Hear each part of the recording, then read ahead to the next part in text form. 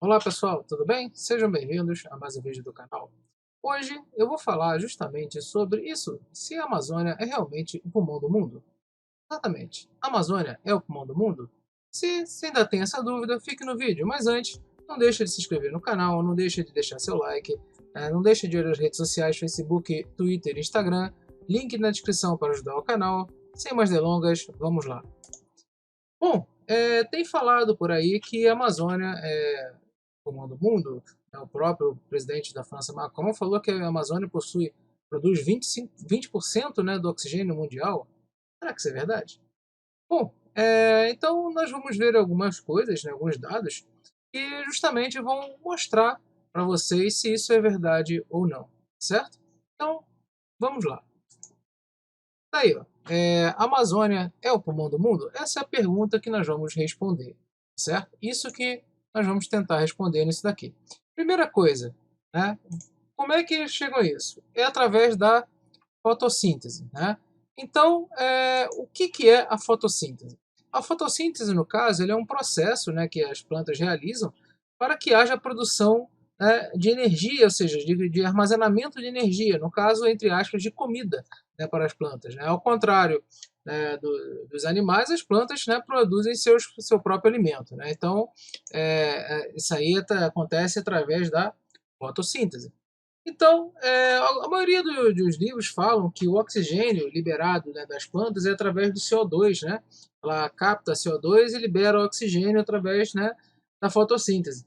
Mas, na verdade, o primeiro processo, tá, não é a do CO2, é esse aqui. Ó. É um processo de fotólise, né? Ou seja, a água, né, é captada, há uma quebra da água pela luz, né, e o próton do hidrogênio ele vai para a próxima fase e forma os dois elétrons e meio de O2, ou seja, aqui daria para balancear essa equação, né, que aqui não forma meia molécula, né, de O2, né, no caso aí um O2 atômico, mas daria para balancear essa equação de outro jeito, mas a equação está certa. Tá? Então, esse próton aqui de hidrogênio ele vai para outra fase, que é a chamada quimiossíntese, né? Que é justamente que ele entra aqui no chamado NADPH. Esse processo é o chamado na fase escura. Né? Então, após dessa liberação desse H+, né, junto com o CO2 fixado e a água absorvida pelas raízes, formam-se a molécula de glicose. Então, você tem o CO2 fixado, a água absorvida, mais esse próton carregado desse processo, formando C6H12O6, né, que é a glicose, mais 6O2 mais água. Tá? Então, esse aí seria o produto final da fotossíntese. Por isso que eles falam que a planta dá oxigênio. Né? Ok, realmente, a fotossíntese ela libera oxigênio, mas esse processo ele não é 100%. Primeira coisa, ele não é 100% eficiente. Apesar da alta eficiência do processo da fotossíntese, existem outros fatores, tá, que não só a presença de CO2, tá, e água que fazem esse processo. Primeiro tem que ter disponibilidade de luz. Tá? Sem luz, esse processo aqui não ocorre. Então já sabemos que à noite esse processo aqui, né, não ocorre. E com o passar do tempo, a insolação é importante. Porque além da luz ser, né, importante nessa fotólise, né, o próprio calor gerado ele é o próprio catalisador dessa reação. Tá? O catalisador dessa reação é a temperatura. Se a temperatura for muito alta, essa eficiência cai. E se a temperatura for muito baixa, essa eficiência também cai. Tá? Então, ela tem que ter uma eficiência bem lá no limite dela para poder ser algo extremamente produtivo, extremamente bom, né, para a planta. Então vamos lá. Só que nem tudo são flores. Né? Que a planta ela não faz fotossíntese 24 horas. Tá? Mas ela respira 24 horas. Tá? Então a própria respiração ela faz o quê? Que parte dessa glicose produzida vai para geração de energia para o próprio processo das plantas. Tá? Então há uma equação de oxidação, né, que é a respiração. A respiração é uma equação de oxidação, onde o oxigênio captado da atmosfera, né, lembrando que na anterior produziu 6, né, mas ainda tem esse restinho aqui que sai, né, da fotólise. Tá? Então, aqui Ou seja, da fase escura já neutralizou, tá? Liberando CO2 mais água. Tá? Então, aqui absorveu 6 CO2, aqui liberou 6 CO2, está praticamente neutro, um pouquinho de ganho para o O2. Tá? Mas o vegetal ele não é só isso. Tá? Esse processo aqui, ele simplesmente ele vai para outras coisas. Tá? Essa glicose ela vai para outras coisas, para outras sínteses. No caso, nós temos a produção e o consumo de lipídios e ácido graxo. Né? Um exemplo dele só. Então, quando se compara essa liberação, né, do número de CO2 com o número de O2, então, por enquanto, ainda está com uma neutralidade, com um pouquinho de ganho lá para o O2. Mas, para piorar a situação, por exemplo, a produção de lipídios e ácido graxo, né, nessa obtenção, ela libera 7 CO2 por molécula obtida, tá? Além do processo de consumo do mesmo. Tá? Então, por exemplo, um dos principais é o chamado ácido palmítico. Então vamos ver como é que acontece essa emissão e como é que faz esse ácido palmítico. Essa é a fórmula do ácido palmítico, tá certo? E ele necessita de uma oxidação de 23 moléculas de oxigênio e libera 16 moléculas de CO2, tá? Mais água. Então, meus amigos, o que acontece? Nós temos aí um problema. Tá? A emissão de CO2 já aumentou e aqui não tem nenhuma emissão de oxigênio. Então, você tem o quê? Consumo de oxigênio além da respiração. Então, somando esses dois processos aqui, já teremos 29 de consumo. Então, aí o que acontece, pessoal? O próprio vegetal, ele não é 100%, tá? Ele não tem essa variação 100% nos processos. Já começa por aí. Então, mesmo que não tivesse esses outros processos relacionados à fotossíntese e tal, que vai fazer o vegetal crescer, tá? Ele não é 100%. Outra coisa, quando uma planta está já num tamanho, né, que lhe permitiu, através da demanda e oferta de CO2 da atmosfera, ele vai diminuir essa taxa de oxigênio, essa taxa de fotossíntese. Por quê? Porque simplesmente ele não vai ter mais para onde crescer, ele não tem mais comida, ele não inspira, ele não consegue puxar o CO2 da atmosfera. Então ele depende de uma coisa bem simples, tá? Que é justamente a relação entre pressão parcial dos gases, tá? Que o nitrogênio é muito importante nisso, que faz jogar o oxigênio e o CO2 para dentro da planta. Tá? Mas, então, se ele não tem mais CO2 na atmosfera, ele não tem mais para onde crescer e a planta nem vai fazer mais, por quê? Porque ela não precisa.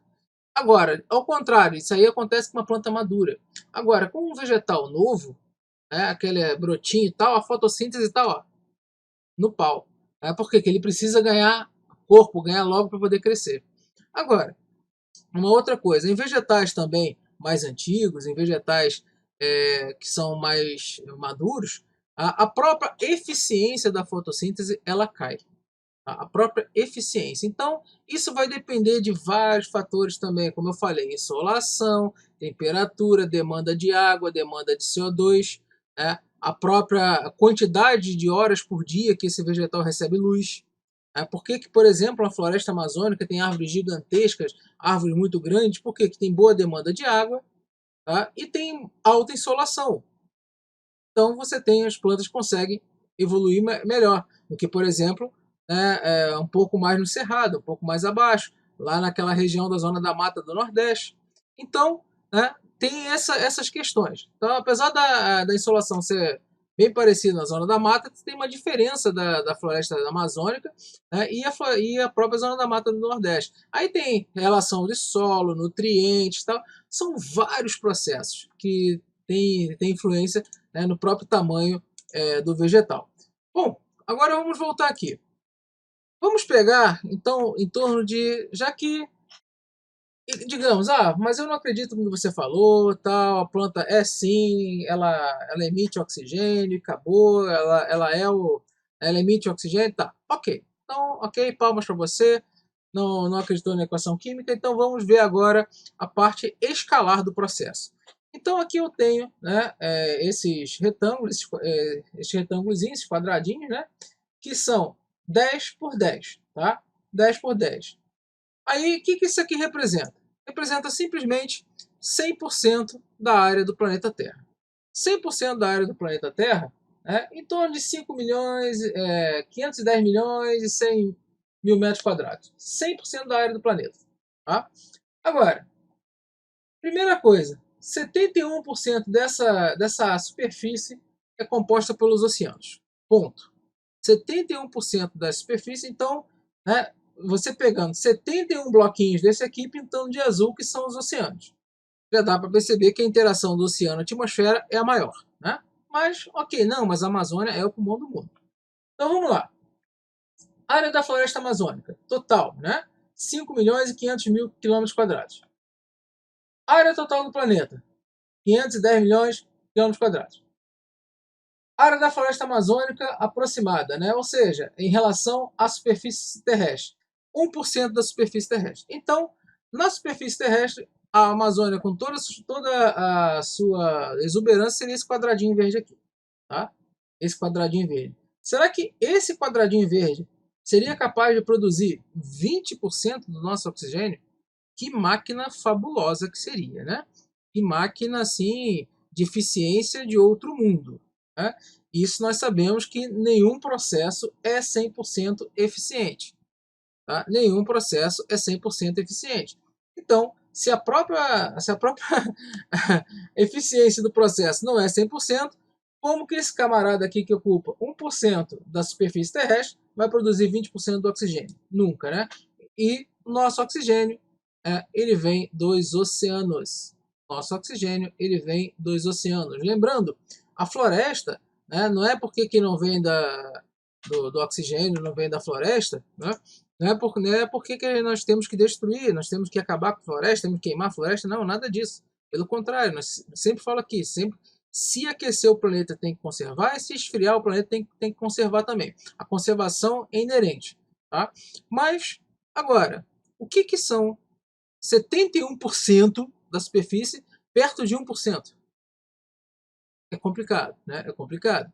Então, além da eficiência das algas, caso que isso é uma outra coisa. Tá? Depois a gente pode até trazer um biólogo, uma coisa assim, para falar aqui. Bom, a Amazônia tem alguma influência, né, no clima global? Então nós temos o quê? 1% da superfície terrestre. Ela tem essa influência toda no clima do planeta, na produção de oxigênio? Sim ou não, hein? Não, pessoal, não tem.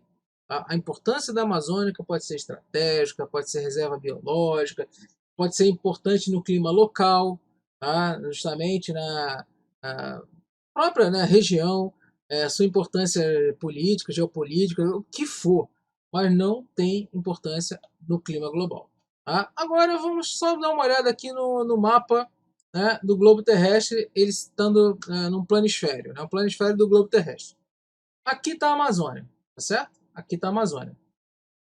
Aqui está a França, a Alemanha e a Noruega, né? Esses atores que fizeram esse papel.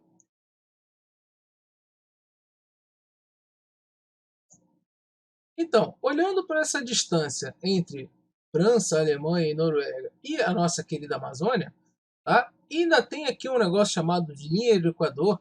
Aí esse camarada aqui vem falar que nossa casa está queimando, né? Que tem um problema.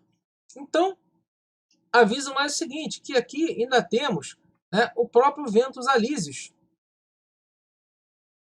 Então, com esses ventos alísios aqui, que eles trazem umidade para a Amazônia, eles trazem umidade do Oceano Atlântico para o Brasil, eles sim são importantes aqui também para a região, até para a questão de chuva, como eu já falei, e o professor Melhão também.